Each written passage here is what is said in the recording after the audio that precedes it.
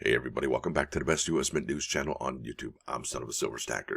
Today's date is July 9th, 2024, and you know what that means. We're going to be talking a little bit about the price hike over at the United States Mint. We're also going to be talking about the implementation of a cashless society, and will it be Uncle Sam? Well, I doubt it, and I'll show you why here in a few minutes. Now, before any of that, if you're new here, don't forget to like, share, and subscribe. We're trying to get to a bazillion subs. That's a mighty big number. Not sure exactly what that number is, but it's way, way up there. And remember this, we're always live and never edited. It shows, trust me. Now, over here to moneymetals.com. Gold's up $5 to 23.7460. Silver up 30 pennies to 31.24. Looks like it was sub 31 here.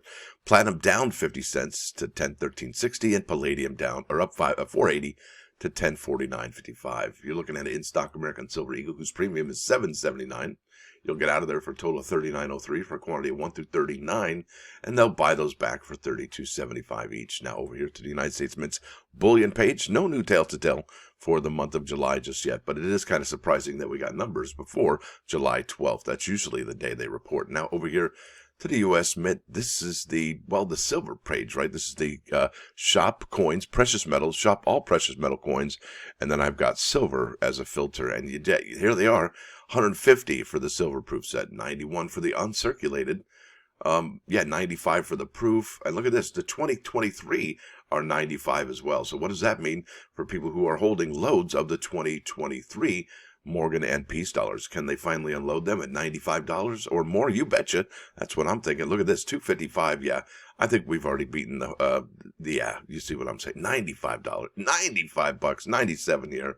I'm going to keep on trucking. So what I hope, ultimately what's going to happen is that people are going to band together and I guess just stop buying U.S. Mint products altogether. Or I guess maybe some people feel like it might be really smart to actually, buy the products because there'll be a low mintage this year because nobody's buying anything. So there's a couple different camps of thought right now going on that I have heard and that I've seen in comments below. Now, what do you think is going to happen? Is it going to be a lower mintage year, or are people going to band together and stop buying mint products altogether? What if people did band together and stop buying mint products altogether? Where would they be then? And would they lose money? It's a head-scratching moment, but it definitely, it is out there. That energy is out there. I've seen people talk about it, and it's been more than 5 or 6. And I got to tell you, with statistics, if it's 5 or 6, there's got to be thousands of people who feel that same way. It's just really incredible. So what way do you think this is going to go? Let me know in the comments below. Let's keep on keeping on. This is over at Numismatic News, and they ask a question: is a completely cashless society a possibility for the United States? Why or why not? Now, this is from the June 28, 2024 Numismatic News e-newsletter readers poll. Most readers believe that while there is a chance, it is not likely that the U.S. will be entirely cash-free. Maybe not. We'll see. Now, this is KRE from Germantown, Ohio. I assume that there is a chance we might go cashless. A chance.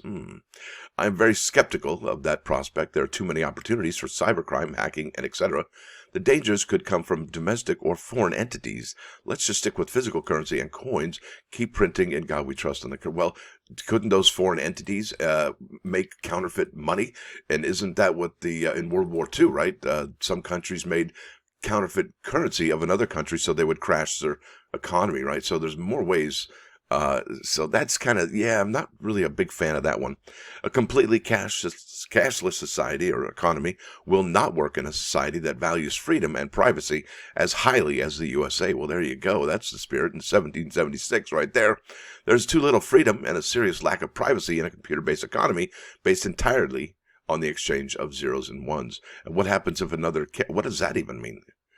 That's a head-scratcher. You might want to look that up. Now, many concert and sports venues are totally cashless, so I think it's possible that the entire U.S. could move to I think this person's onto something. They know what they're talking about. No doubt about it, and I'll show you an example here in a minute. Now, it says here, the U.S. can absolutely go cashless. I agree here.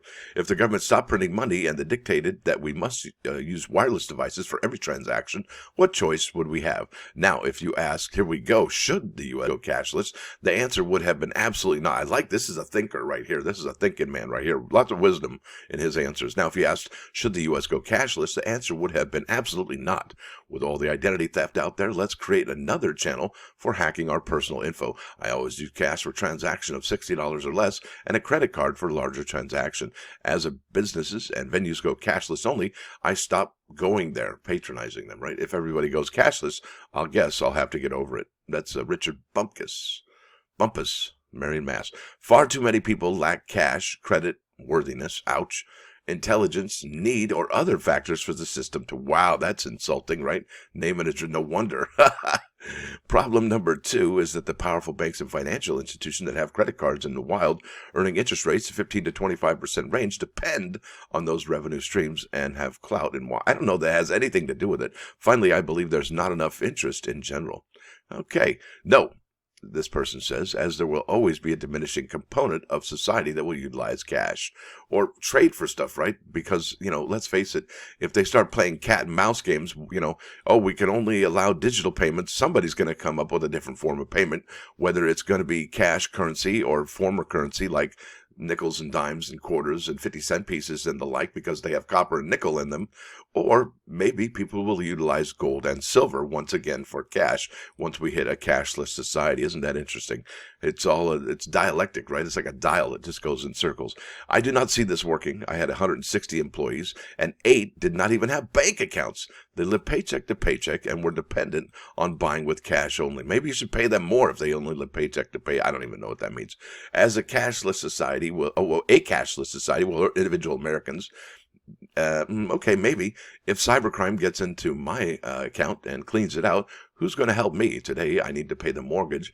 Where do I go for my payment? The bank, the government, the mortgage company? By the time the bureaucracy checks the claim, I will have lost my house. Now, see, really, I think that's an interesting concern that people have, is that maybe there could be another government entity. I know people don't want to hear that.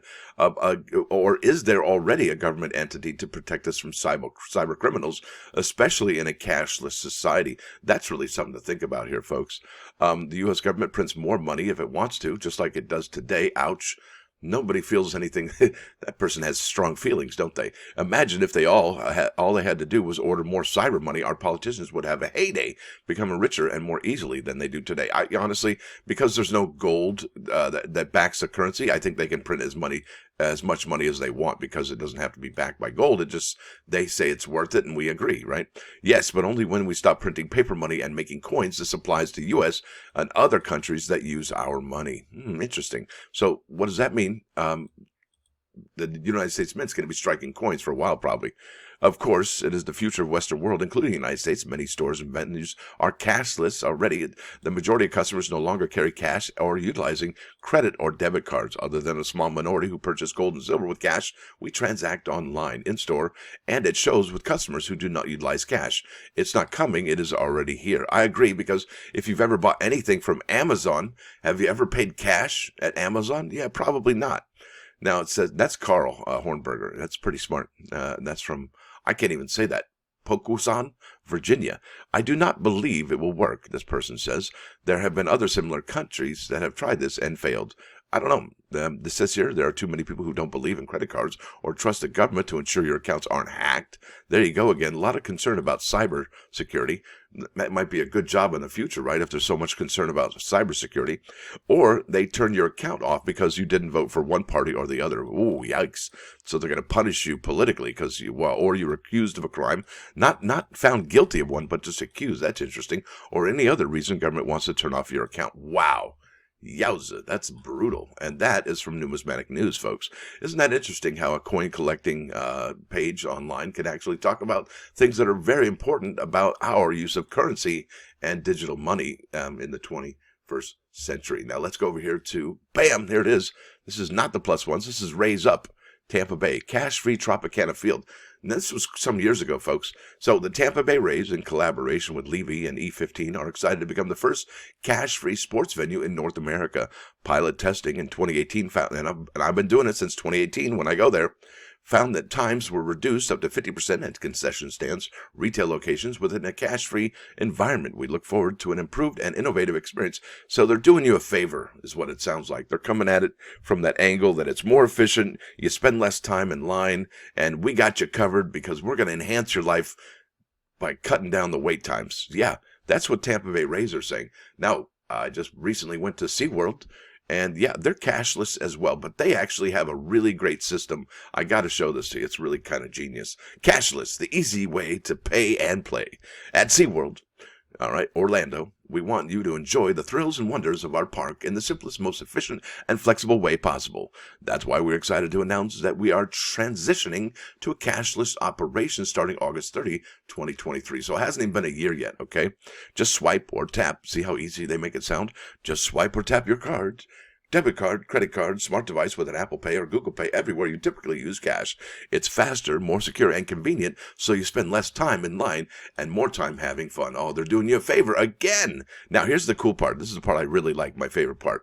If you don't have a payment card, all right, and you bring cash into the park, well, they got you covered. Just stop by one of our easy-to-use cash-to-card kiosks located throughout the park to transfer your cash free of charge onto a Visa prepaid debit card that can be used anywhere Visa is accepted. Here's the problem with that, though. The money, so if you spend 100% cash at a business, that business gets 100% of that money.